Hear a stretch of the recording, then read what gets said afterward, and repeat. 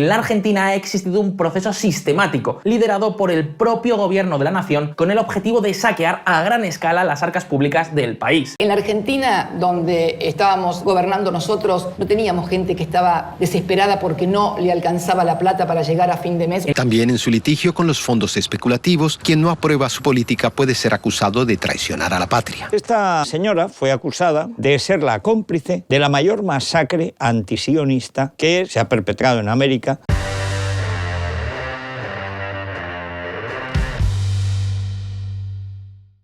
Si algo le faltaba al gobierno argentino era que el juez de la Corte de Distrito de Nueva York, Tomás Griesa, rechazara su pedido de una medida cautelar que le diera algo de oxígeno para negociar la deuda externa impaga con los holdouts, conocidos como fondos buitre en la Argentina. Now, Argentina defaulting is not in itself startling. They've done it 7 times before. Defaulting is an Argentine tradition every bit as grand as the tango and hiding Nazis. Both of which they are flamboyantly good at. And you may be thinking, well, look, this is horrible for the people of Argentina, who are clearly in for a very difficult time. But what does this story have to do with me? Well, there is a deep-seated resentment against the United States in Argentina nowadays. People there say the world's most powerful country is driving their financially strapped nation into the abyss. That's an unpleasant surprise. Because normally, if you see someone burning an American flag, you can at the very least guess why. Pakistan, well, probably drone strikes. Iran, let's say crippling sanctions. This time, the flag is not burning due to the actions of the US government as much as it is some US hedge. También en su litigio con los fondos especulativos, el gobierno apela al patriotismo. Quien no aprueba su política puede ser acusado de traicionar a la patria. Pocos llaman a la sensatez. Los peronistas históricamente se arrodillan cuando tienen que pedir prestado. Ahí sí se arrodillan, ¿eh? Viajan arrodillados, prosternados hasta Washington. Una vez que les dan el dinero, bueno, ahí sí se envalentonan, se llenan de dignidad, le dicen al fondo, no te voy a pagar.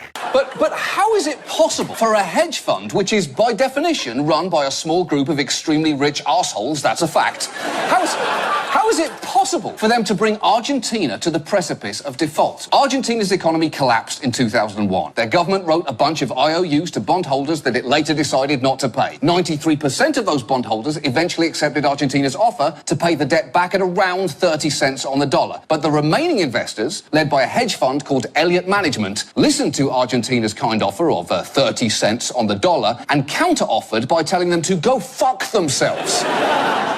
And then 2 years ago, Elliott Management, who at this point were acting like an international collection agency, went full repo man on Argentina. A court in Ghana today ruling that this Argentine Navy ship, the Libertad, cannot leave port. And the hedge fund held that ship for more than 2 months, which is crazy. Almost as crazy as how Argentina greeted the ship upon its return. She arrives to a full-blown celebration. The Ara Libertad is finally home after being detained for 2 months in Ghana. The triumphant return was watched by the Argentinian president, Cristina Fernández. Okay. First, Argentina, what exactly do you think you're doing? If you're on the edge of default, maybe cut the fireworks budget a bit. Apoyado en la ola patriótica, el gobierno anunció que seguirá en su litigio contra los fondos, ahora con medidas jurídicas. Internacionalmente, esto no mejorará la situación de Argentina, pero hacia adentro del país puede que sí. No es serio, primero, endeudarse más de lo que uno debiera, que es lo que hicieron Cristina Kirchner, que duplicó el tamaño de la deuda pública en la Argentina, y que es lo que hizo también por desdicha Mauricio Macri, e incluso Néstor Kirchner. Kirchner hizo que Chávez, cuando Chávez estaba, por supuesto, opulento, cuando a Chávez le sobraban los petrodólares, que Chávez pagara la deuda que Argentina tenía con el Fondo Monetario, comprando bonos del Tesoro que Argentina emitió para la ocasión, por 12.000 millones de dólares. Entonces, es una larga tradición argentina, quiero decir, una larga tradición peronista, gastar más de lo que uno tiene y, por consiguiente, endeudarse y luego tener un arrebato patriótico, pronunciar un discurso incendiario y no pagar lo que uno debe. Just to be clear to you, Argentina is by no means blameless in this story. They reneged on their debts. So throwing a party for that boat is the international equivalent of a deadbeat dad celebrating moving his car before his ex-wife could seize it for child support. Pese a que crece el malestar de la población, días antes de que se conociera el nuevo fallo de Griesa, la presidenta argentina había preferido tomarse con humor la ola de sentencias en contra y apelar a una metáfora deportiva en un país en donde el fútbol es pasión de multitudes. Me tiran penales, tiro libre, me tocan con la mano, los árbitros nos bombean cada 2 por 3, nos pegan unos bomberazos terribles, pero acá estamos, atajando los goles, los penales. Y Cristina Fernández, la cara dura, dijo que quería juzgar a los ministros españoles franquistas porque aquí no se había hecho justicia. Lo dice una peronista, lo dice una que fue terrorista, que pertenecía a un grupo asesino. Es gente que en otros países no podría entrar por crímenes contra la humanidad. Pues esta señora fue acusada hace unos 10 días por un fiscal de la República de ser la cómplice, la encubridora de la mayor masacre antisionista que se ha perpetrado en América, que fue un coche bomba, una gigantesca explosión organizada por los servicios secretos iraníes contra la mutua judía, la mutual, que llaman allí, judía de Argentina. Hubo más de 80 muertos, más de 100 heridos, muchos de ellos gravísimos, que nunca se recuperarán. Y ese atentado iraní, ese atentado antisionista, antijudío, bueno, pues iba a ser llevado a la justicia, porque este fiscal encontró pruebas suficientes de que la propia presidenta de la República y uno de sus ministros habían encubierto decisivamente la masacre. Bien, ese fiscal acaba de aparecer muerto en su casa con un tiro en la cabeza. La víspera se había entrevistado con una diputada para preparar el enjuiciamiento de la presidenta. Es decir, las cosas que no hace nadie cuando se va a suicidar. Bueno, uno cuando se va a suicidar no se pone a trabajar pensando en el día siguiente. ¿Qué día siguiente? Ya no va a tener día siguiente. El fiscal Nisman, de 51 años, iba a presentarse este lunes en el Congreso para dar detalles de su dura denuncia contra la presidenta Kirchner. El gobierno rechazó la denuncia del fiscal y lo calificó de mentiroso y atribuyó la actuación de Nisman a una operación de los servicios de inteligencia. La intensa lluvia no impidió que miles de personas se concentraran para rendir homenaje al fiscal Alberto Nisman. Fernández, sin hacer referencia a la marcha o a su imputación, dio un discurso horas antes durante la inauguración de la central nuclear Atucha 2. Que quieren que unos estén subordinados y los otros mandarnos, y se enfrentan con gobiernos como este que no permiten que nadie le marque la cancha. Bonadi acusó a Kirchner, de 64 años, de impulsar un plan criminal orquestado con Irán para dotar de inmunidad a los iraníes imputados por el atentado en 1994 a la mutual judía AMIA. Estas medidas degradan aún más a la justicia argentina y señalan al gobierno y al presidente Macri como el máximo y verdadero responsable de una organización política y judicial para perseguir a la oposición. Errar es humano y perseverar en el error es diabólico. Usted empezó apoyando al régimen de Castro, recurrió a un segundo error y empezó a apoyar al régimen bolivariano de Chávez. Chávez vive, la lucha sigue,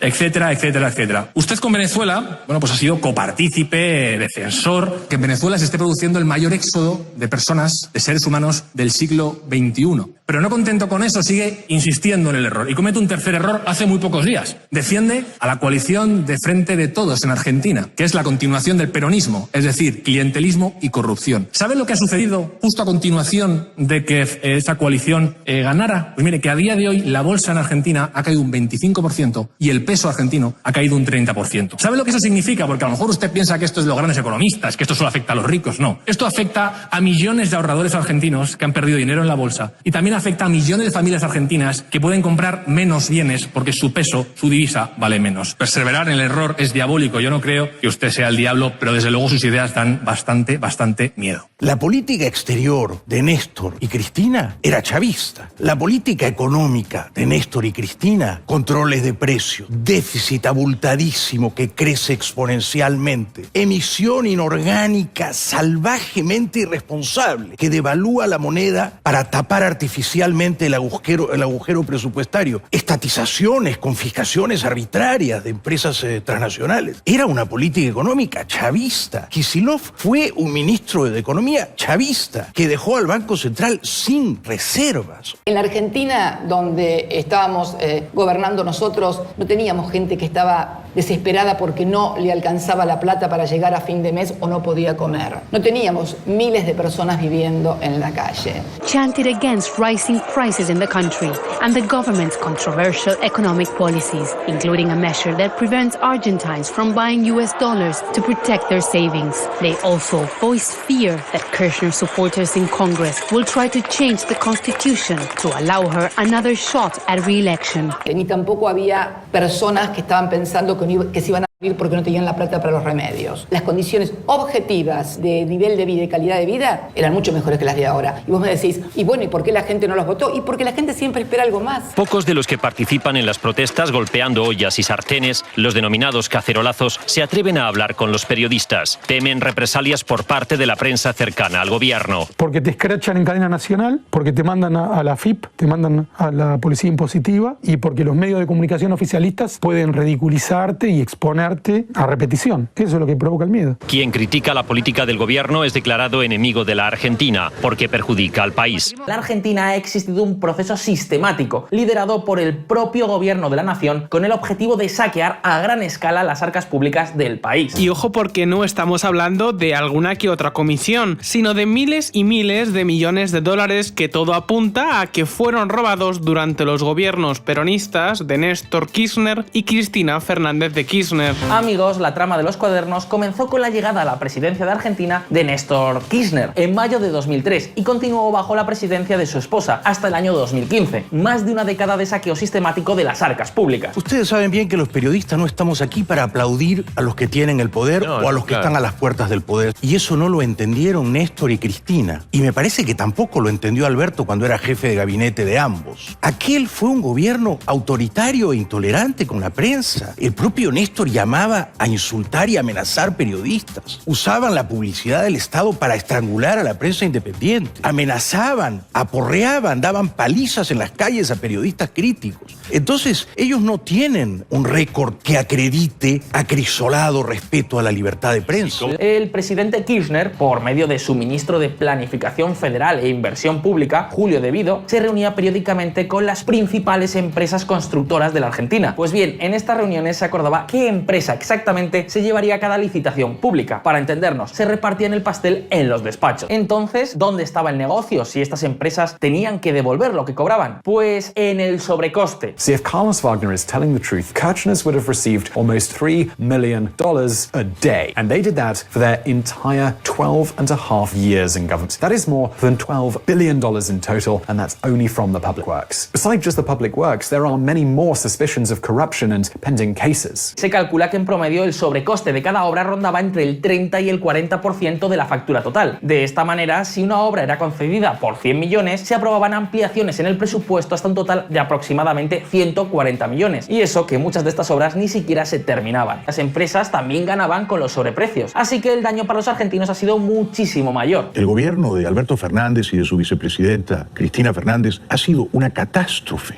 una absoluta ruina intelectual, moral, económica, en todos los órdenes. En el ámbito de la salud pública no han sido capaces de conseguir las buenas vacunas que hay en el mundo. Estaban vacunando a los argentinos con una vacuna rusa chapucera. Luego han inoculado a los niños argentinos con una vacuna china que ni siquiera se aplica a los niños de la China comunista. ¿Pero hicieron ustedes algo mal en su gobierno como para que hayan llegado a este punto? O sea, ¿hay autocrítica que hacer? Nosotros cumplimos 3 periodos de gobierno completos. Lo finalizamos el 9 de diciembre con una plaza llena y con este desendeudamiento, nivel de desocupación, con un apoyo popular evidente. Y creo que yo he hecho mi autocrítica de tonos. De la economía mejor ni hablar. La inflación está disparada, arriba del 50% anual. El gobierno fija controles de precios completamente idiotas que van a generar carestía, escasez. No funcionan, nunca funcionaron los controles de precios. El peso no deja de envilecerse, de devaluarse. Y en política exterior, Fernández cumple el papel triste de ujier, de amanuense, de la dictadura de La Habana, Caracas y Managua, a los que no se atreve a condenar. Y él dice que defiende los derechos humanos. Entonces, es un mamarracho el gobierno de Fernández. Pero me gustaría también que... Dígame, ¿qué es lo peor? ¿Qué es donde se entraría más la autocrítica? Perdón. Yo siento mi autocrítica fundamentalmente, el otro día lo decía, cuando el tono, muchas veces la forma de decir las cosas,